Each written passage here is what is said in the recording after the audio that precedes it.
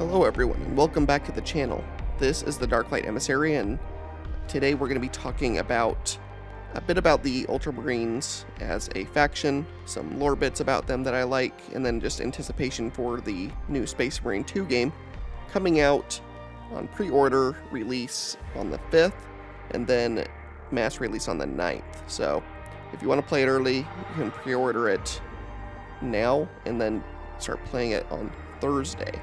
And I will be live here playing it, so if you want to come hang out and just talk about the game and just lore in general, I always welcome that. If you're new to this channel right now, I welcome you, and I hope you subscribe if you like this video.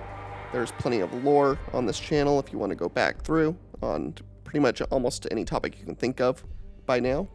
And in fact, another reason to even put out this video is today is 2 years since this channel started. So for all of you who helped build this channel to nearly 2,000 subscribers in that time, I really appreciate you in reciprocating the effort I've put in by continuing to watch these videos and encourage me to continue to make them. Now, some of you in this video might be newer to Warhammer. You might have seen Space Marine 2 be heavily advertised and wanted to dive in a bit more in the universe. And if so, if you're one of those newer folks of the universe, welcome. A lot of us that have been in this universe for decades, it's kind of fun to see the universe expand and gain more ground and the main light. Hopefully it doesn't change the universe too much, even though we've seen some signs of that. Hopefully it will keep its core alive, so to speak.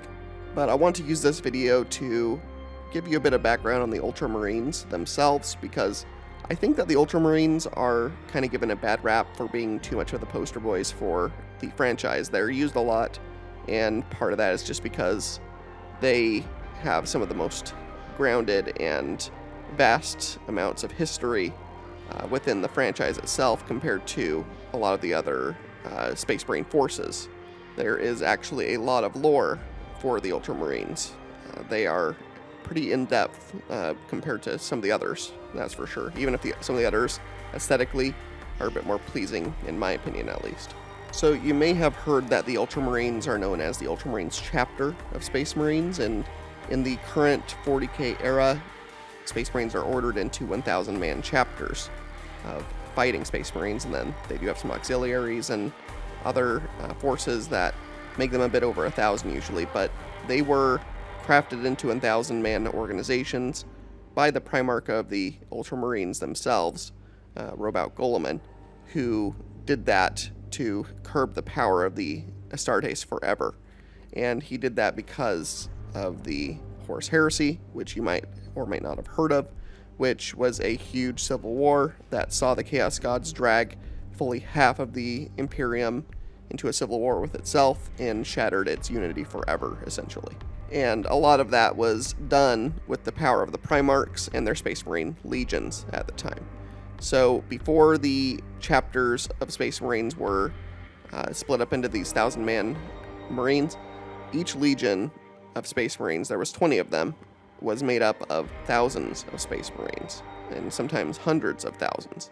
And that was the case for the Ultramarines Legion. At the height of their power during the Great Crusade, which is what was right before the Horus Heresy, the Ultramarines were at around 250,000 Space Marines. That is more than any of the other legions by far, and part of that was because the Ultramarines enjoyed an entire empire under Robout Guilliman's control, known as the 500 Worlds of Ultramar. No other legion of Space Marines had quite as many worlds to pull recruits from, or the organization and logistical power, as the Ultramarines Empire did. And no other Primarch or Space Marine Legion essentially had its own kingdom, independent from the Imperium in a lot of ways. The Emperor gave Robout a lot of his own independent power to govern his own worlds as he saw fit, with their own government styles and things like that. As long as they were loyal to the Imperium, the Emperor was pretty hands-off with how Robout Guilliman protracted his power and extended it in his side of the galaxy out in the galactic east. And while some Primarchs were pretty flippant with how they spent Space Marine lives in combat, Robout Guilliman was very good at training his men and also retaining his men. So the Ultramarines did not lose troops easily. And while they did jump into some absolutely insane meat grinders like Space Marines are known to do, often they were doing that with the most information and intelligence that Robot Goleman could get them before they did fight. And using that, they were able to usually recover from their losses, both due to recruitment capability and due to just not losing a lot of men in combat compared to some other legions that essentially threw their Space Marines into attrition type situations as just their general doctrine. Legions like the World Eaters and the Iron Warriors as some of the main culprits of that sort of style. When the Horus Heresy happened and the traitor legions went against the Imperium, one of those traitor legions, the Wordbearers Legion, set a trap for the Ultramarines to try to blunt them and stop them from fighting them, because the Ultramarines did stay loyal, and they were arguably the biggest threat that Loyalists had in response to this betrayal. And so they sent the Wordbearers, who were not known as traitors yet, to have a false mustering force with the Ultramarines, and then they sprung a trap where they tried to cripple them forever to stop them from meddling in the traitors' plans to defeat the Emperor of Mankind and the wider Imperium. This plan by the Wordbearers did succeed in bloodying the Ultramarines Legion and Empire, but it did only that. It did not break them, not by any means, but it did hamper them and delay them in coming to the Emperor's aid, and may have contributed to the ultimate failure of the Imperium to stop Horus from at least mortally wounding the Emperor. But altogether, from the 250,000 Space Marines the Ultramarines originally had, they basically lost around nearly half of that. So they were down to still a whopping 130-something thousand active Space Marines. So, just to put that in perspective, several legions, their entire legion was around 100,000 Space Marines total, or less. And with, Ultramarines lost a full plus legion's worth of Space Marines, and they were still possibly the main threat that Horus was worried about that was coming for retribution to Terra during the final stages of the siege. He was worried most about the Ultramarines and the Dark Angels showing up to ruin plans that the traitors had for Terra and for the siege of Terra. And after the Horus Heresy ended and the remnants of the Loyalists gathered back together, it was ultimately the Ultramarines Legion that was still basically holding the lion's share of cohesiveness for the Imperium, since the Imperium was down basically 3 legions, and then the rest of the Loyalist legions that were still active were either much diminished or blunted by the Siege of Terra itself and defense of that world. The Ultramarines basically alone were the reason why the Imperium did not fall into several different empires after the Horus Heresy, because they were split up further, and there were 130,000 into multiple different fleets that were going around and helping push back the traitors to the Eye of Terror, and then helping to secure and reunify worlds that had previously either fallen or lost connection with the Imperium due to the Civil War. And it was during this scouring and pushing back against the traitors that Robot Goleman decided that not even he should wield the power of his own legion, and instituted the Codex Astartes, which is what officially broke up the legion into 1,000-man chapters. And so, due to the Ultramarines still being the most populous legion, many of the chapters in modern 40k timeline are of Ultramarine stock and background. Many of the chapters are, and probably many more that might even think they aren't of Ultramarine origin, or that has somehow been lost information. And these successors have been around for 10,000 years now, and some Ultramarines have since even fallen to chaos and become chaos warbands. They've been around. And so by the time that Space Marine 1 and 2, the games, take place, that's the version of Ultramarines we have. The 1,000-man original core of what was once the Legion, still bringing on that name as their main honor. Whereas, all the other chapters have now different cultures, and sometimes don't look much or act much like the Ultramarines ever did. despite coming from that lineage and perhaps taking pride in that still. And so if you are familiar with at least the game of Space Marine 1, you know that everyone's favorite member of Captain Titus' party, Leandros, often liked to quote the Codex Astartes and say, whatever they were doing was not in accordance with the Codex Astartes. And that's what he's referencing is Robot Guilliman's own tenets that the Ultramarines were known to be the most adherent to compared to pretty much any other chapter within the Imperium. But it's important to note that between Space Marine 1 and 2, some very important events have happened within the core of the entire universe and setting of Warhammer. And that is that the Primarch of the Ultramarines is back from what was considered near death. He was almost killed by one of the Chaos Primarchs during the Scouring era, and he was put in stasis, and then through events in between Space Marine 1 and 2 in the wider lore, Robot Guilliman has been brought back, and he's now leading the Imperium again. And he's looking at the Codex Astartes and kind of regretting how far he took it, because he realized he kind of overcompensated for the fear of another Horus Heresy happening and kind of neutered some of the capabilities of his chapter and of the Space Marines' capabilities to protect humanity in those 10,000 years that he has been absent. And so he's looking to reform, I think, the Codex a bit, and I'm sure Leandros is just completely giddy at the idea of his precious Codex being rewritten and possibly discarded completely by the being that wrote it to begin with. But we will see. That hasn't happened yet, but Robot's definitely looking to replace it. And that is going to be the Codex Imperialis. And this is going to hopefully rein in the Imperium back towards something approximating what the Emperor had hoped for the Imperium before so much was lost with the Heresy and loss of the Primarchs and their information. We now have a first-hand account for the Emperor and his plans with Robot, who, out of all the Primarchs, possibly has the brightest mind for recall and information retention at the very least. And so one of the major changes instituted during Robot returning was the Primaris Project, which basically brought in new types of Space Marines that are a bit more powerful and a bit faster, things like that, a bit bigger.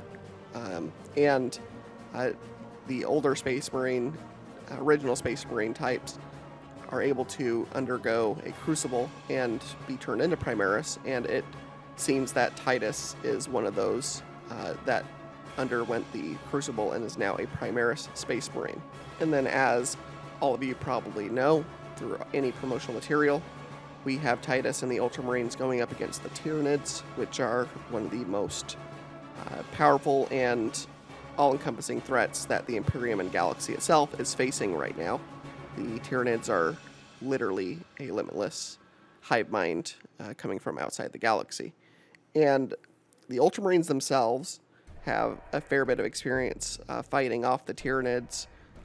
They were the subject of one of the original Ultramarines Omnibus books, which were some of the first books I ever read over 20 years ago now. And that book is from the perspective of a different captain of the Ultramarines, Uriel Ventress, who is one of the most storied Space Marines within the Ultramarines that we have for novels, at least. He is the captain of the 4th Company, and the 4th Company helped hold the line against a Tyranid invasion of Ultramarine worlds. And so I don't know about Titus and his captaincy, if he really ran into Tyranids too much before this current engagement we're going to have in Space Marine 2, but the chapter definitely has. And so I'm sure he has studied the fights that Uriel Ventress had and the success he had, and perhaps maybe we'll even get Uriel mentioned by Titus in this, or one of the Ultramarines. That'd be kind of cool, in my opinion, to see. And then the other enemy that is going to show up in Space Marine 2 are the Thousand Suns Legion, which the Thousand Suns are my favorite legion from the pre-Heresy times. I'm not as much of a fan of them in the current setting, just because there's not as much about them. So it's going to be fun to see them finally in like a more live action type of setting. But I don't know how much justice they're really going to be done. And I wonder what their motivations are going to be for being on this world, because the Thousand Suns Legion often has its own agenda that isn't just mustache twirling, chaos invasion type of stuff. They usually have their own stuff they're trying to do that isn't just the will of Zench or just the will of chaos. So I'm kind of curious to see whatever leader is running them, what their motivation seems to be for being involved with the Tyranids or against the Ultramarines here. I'm curious about that. And ultimately, I'm just interested in, I'm really hoping that this game does well, that it's well made. Everything points to everyone pretty much liking it that I've seen, that have played either the leaked build or just have had a chance to kind of look at it closer. There doesn't seem to be any signs of it being super terrible. I think some people consider the combat a little too clunky for their taste, but either way, the game looks really good, and I hope it is good. And if it is really successful, then I kind of want to speculate on what a Space Marine 3 would look like in maybe another, 5 or 6 years. The reason I want to speculate on that is because so much has changed in the lore between 1 and 2, and I don't think they could add some of those changes into Space Marine 2 in time that they could in 3. And so I'm going to kind of go through just a pie-in-the-sky idea I had that would be really cool, but probably still wouldn't make it into a Space Marine 3, but a man can hope.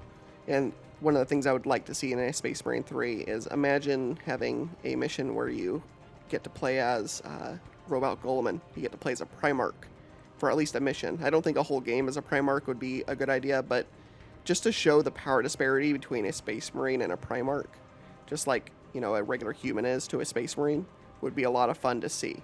Like, just imagine playing as Rabout and just one-shotting enemies that normally are basically mini-bosses or even bosses for, like, Titus and his squad.